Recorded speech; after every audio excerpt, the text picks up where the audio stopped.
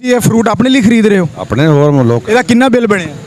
Bill ਦਾ ਬਣਿਆ 12 ਤੇ 4 1600।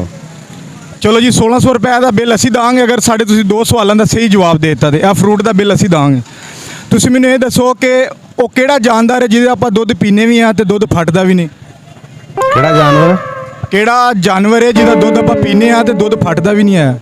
ਮੱਝ ਦਾ ਦੁੱਧ ਫੜਦਾ ਵੀ ਨਹੀਂ, ਪੀਨੇ ਵੀ। ਕਿਉਂ? ਮੱਝ ਦਾ ਦੁੱਧ ਵੀ ਫਟਦਾ ਹੈ, ਗਾਂ ਦਾ ਦੁੱਧ ਵੀ ਫਟਦਾ ਹੈ। ਉਹ ਕਿਹੜਾ ਜਾਨਵਰ ਹੈ ਜਿਹਦਾ ਆਪਾਂ ਦੁੱਧ ਪੀਨੇ ਵੀ ਆ ਤੇ ਫਟਦਾ ਵੀ ਨਹੀਂ?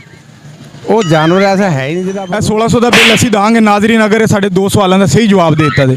ਤੁਸੀਂ ਮੈਨੂੰ ਇਹ ਦੱਸੋ ਕਿ ਸੂਰਜ ਨੇ ਅੱਜ ਤੱਕ ਜ਼ਮੀਨ ਤੇ ਕਿਹੜੀ ਚੀਜ਼ ਹੈ ਐਸੀ ਜਿਹੜੀ ਨਹੀਂ ਵੇਖੀ?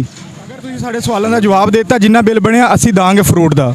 ਉਹ ਕਿਹੜਾ ਜਾਨਵਰ ਹੈ ਜਿਹਦਾ ਦੁੱਧ ਆਪਾਂ ਪੀਨੇ ਵੀ ਆ ਤੇ ਦੁੱਧ ਫਟਦਾ ਵੀ ਨਹੀਂ? ਮੱਝ ਦਾ।